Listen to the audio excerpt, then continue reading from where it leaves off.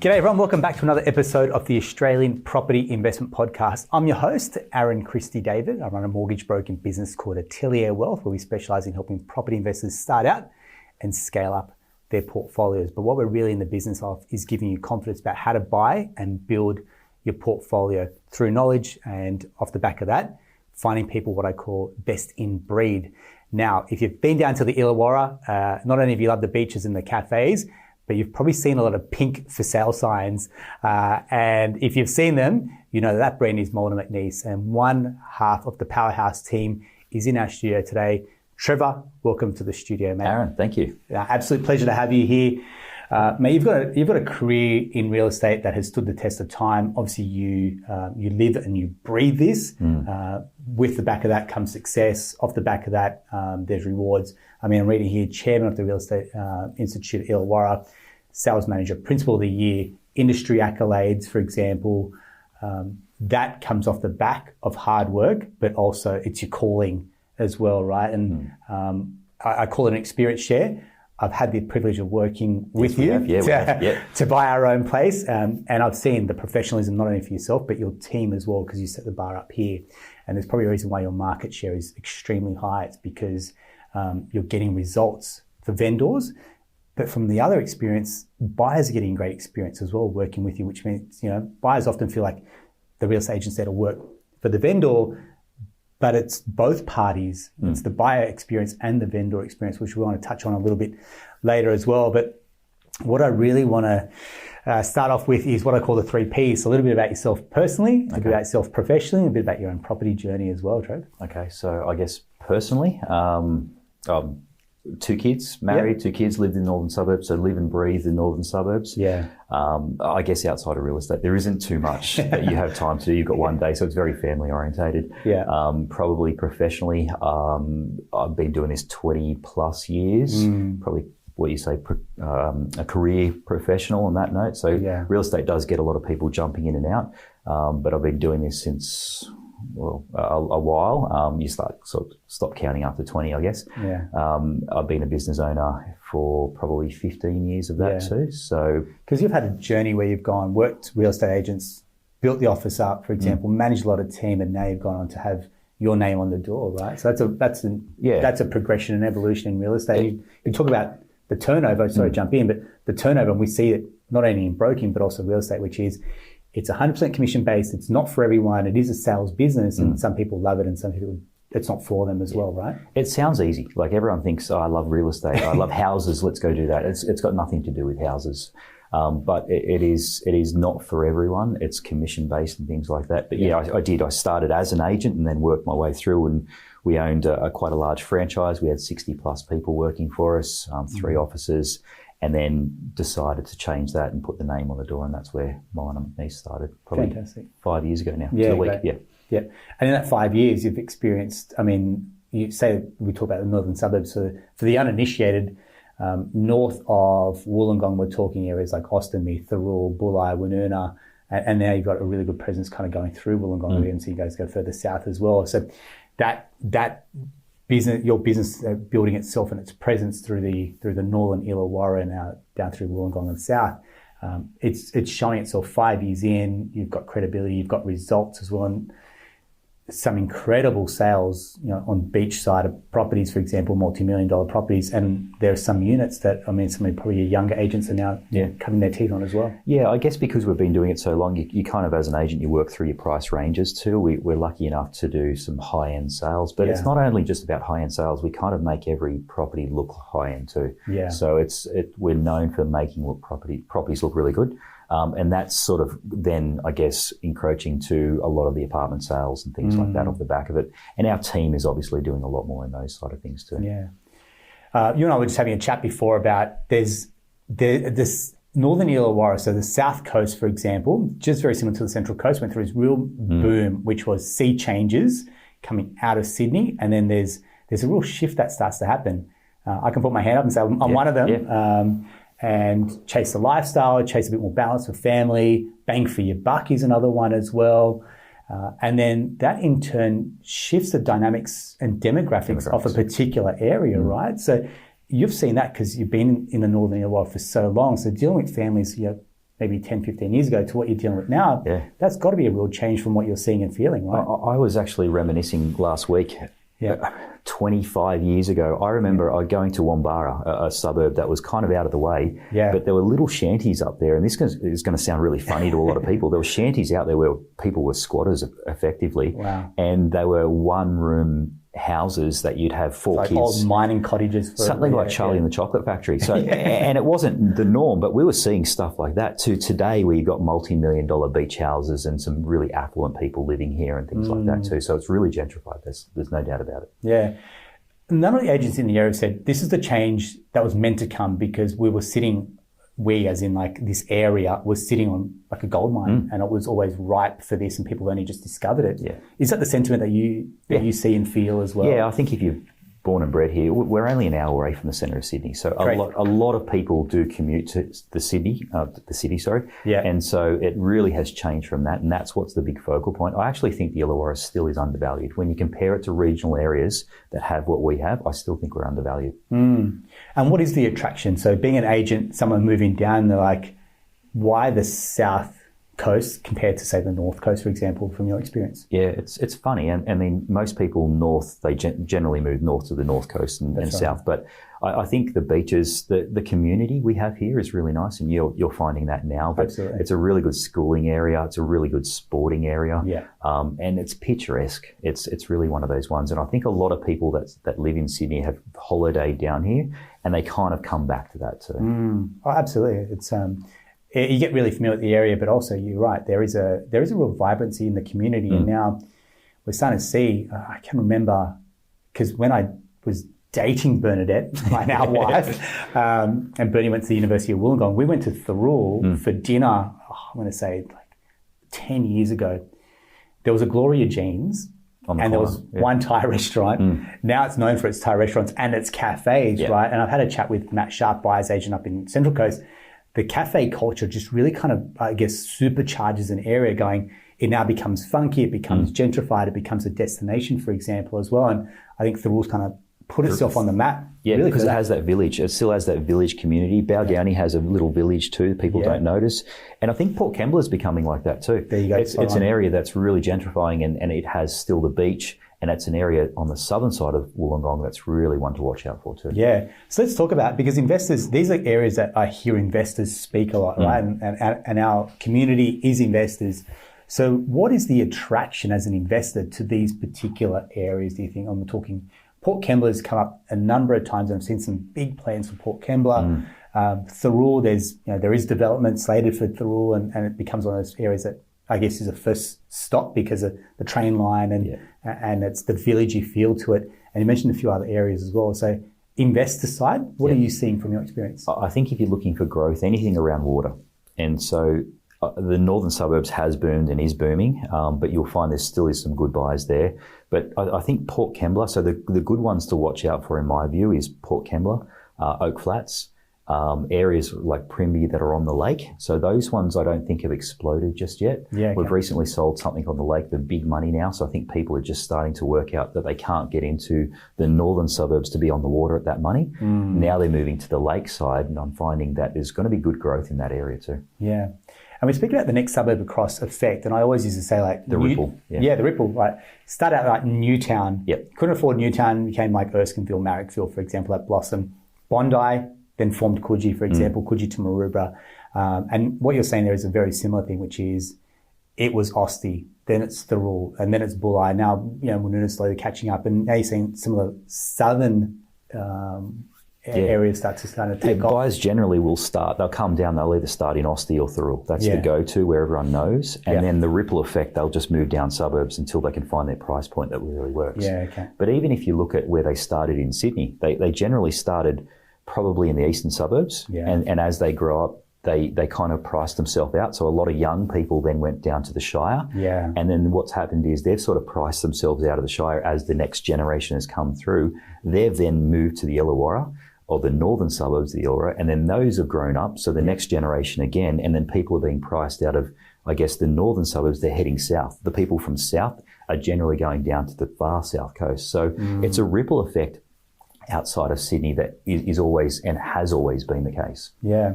And I guess an on-the-ground experience is a lot of families are now wrestling with this, right? I think this is something as investors we don't typically get a good look at is families were here, mum and dad, and the kids were expected to almost buy in and around the area. Now they can't buy. And I guess coming from Sydney, I've always known that because you never bought where your parents lived. You never would have afforded it.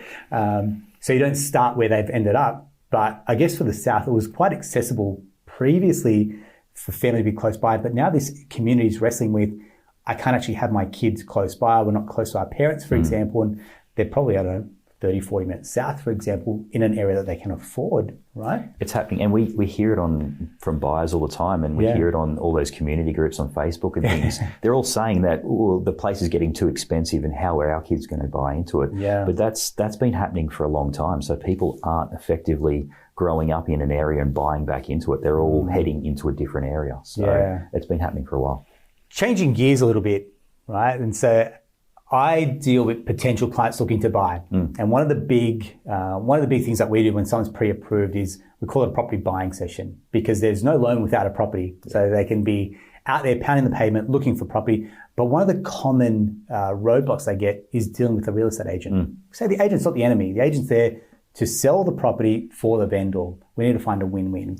And quite often they're like, the buyers have been, I'm not going to gross generalization here, they've been made to feel like the enemy is the agent. They're a little bit cagey, don't trust everything they say, which with all due respect, it maybe goes for a couple of agents or a percentage, just like there's any industry has their bad apples.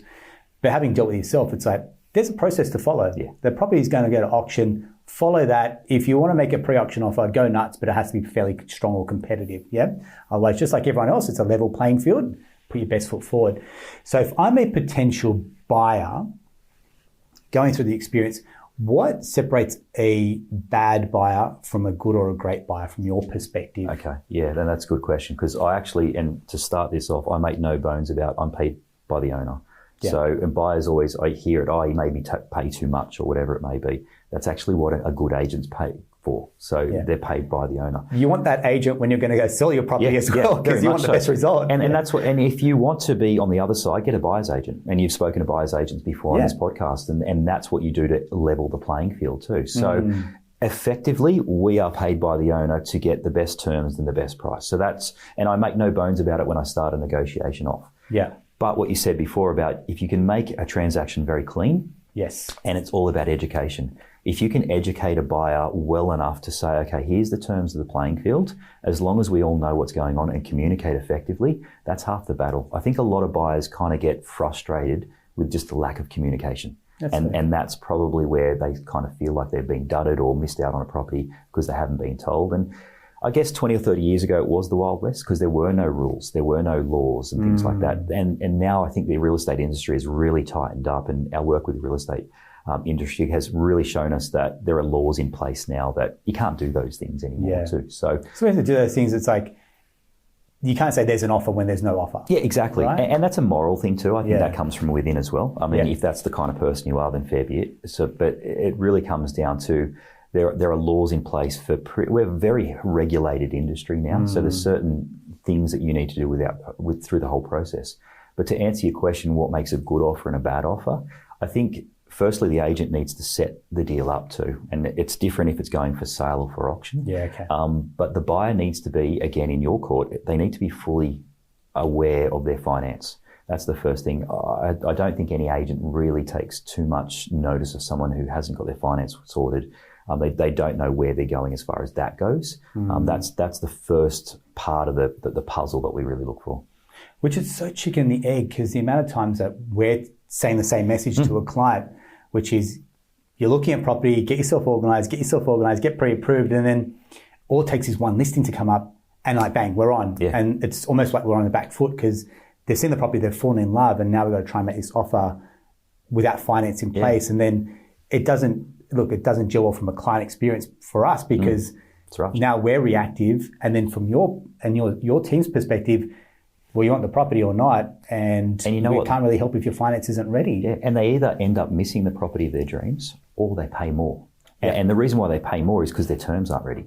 So if you're finance approved, you're ready to roll, you have your pest and building sorted, your conveyancer sorted, all those things, and you can go X, Y, and Z, you're there. You're an owner's dream. Yeah. But if you have to get your finance sorted, you don't know what sort of settlement terms you have and all that, you end up having to make a higher offer just to make yourself look good. And in most terms, most owners won't look at it anyway. Yeah. No, sage advice.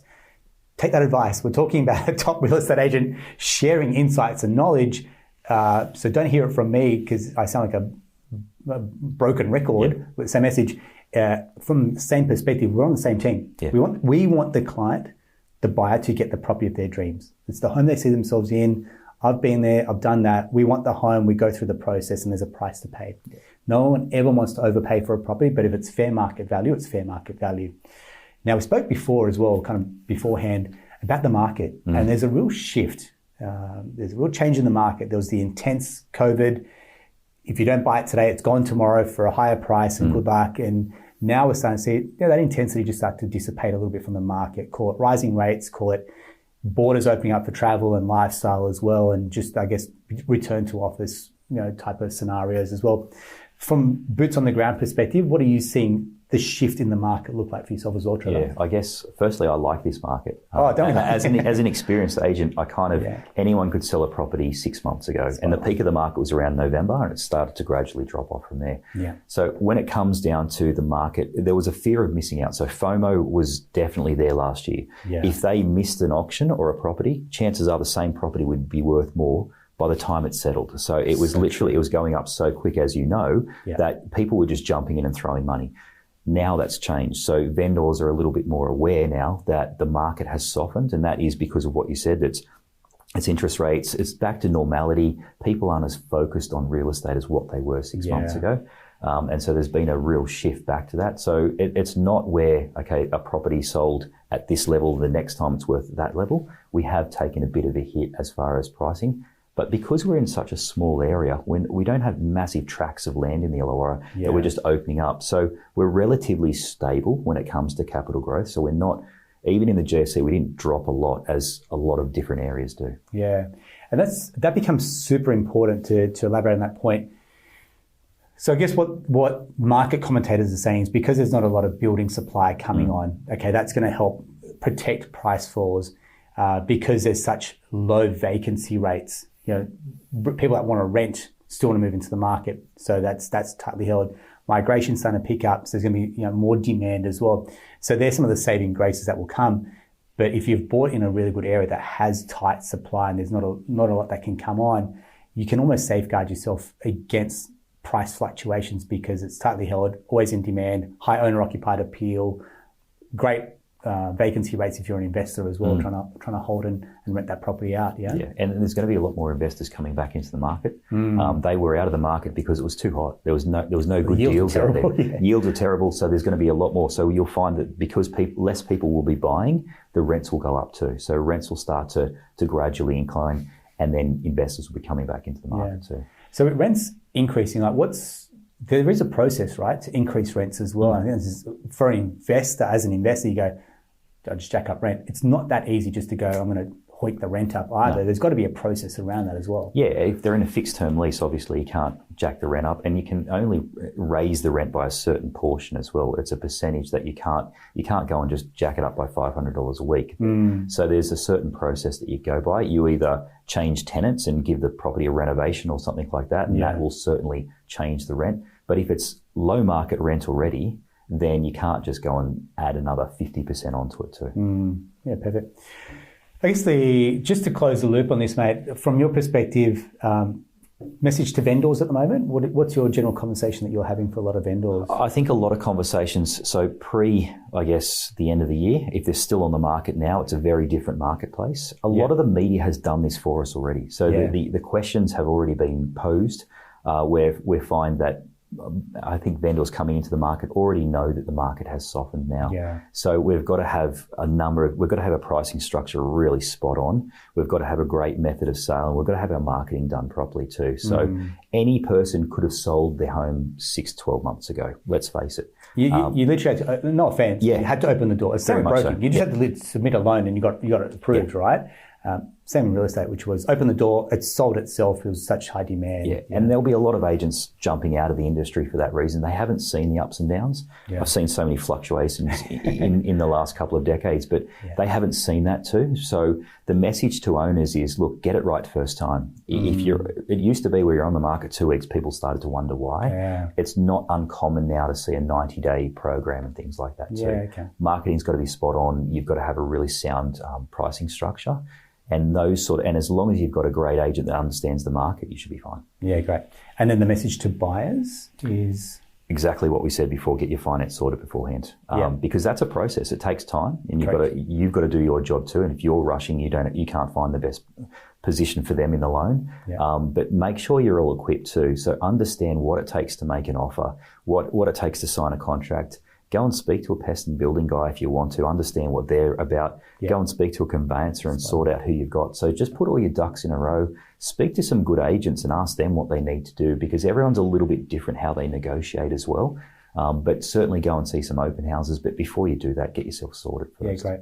And then for investors, would you have, say, a suite of properties that are off market or pre-market listings that you go, hey, look, I'm an investor, I'm looking for X, Y, Z, and kind of bank up a bit of a brief there for them. If the right property comes on, you can match them as well. And most agents will have their own buyer pool of who does what, but certainly our landlords as well. They get a landlord first email that basically is our hand-picked properties of what we think are the best, landlord properties that they could buy, also investment properties. So things like that, certainly having a suite of buyers that are investors, because certain properties are great investments and others aren't. Like the family homes are not an investment sort of property. So these ones over here are what really work, and they're the ones that really, certainly like unstrutted blocks of units and things like that. Investors just gobble them up. Yeah, spot on. Mate, thank you very much. No worries. When I say it just rolls off the tongue, we're talking about years of experience. We're talking about your heart's in the right place. We're talking about being best in breed when it comes to your industry and the area as well. So to me, to have you here, first of all, I just want to really say thank you very much. Really appreciate it, and sharing your knowledge and your insights. It's a public service, mate. So thank you very much. Good to be here. Thanks, Aaron. Thanks very much. That's a wrap for another episode of the Australian Property Investment Podcast. If you found our chat helpful and you want to reach out to Trever and his team at Molenaar McNeese, we'll include his details and his team's details as well. Like I said, top real estate agent, but on top of that, just a really top guy as well. That's a wrap for another episode. We'll see you next time. Thanks very much.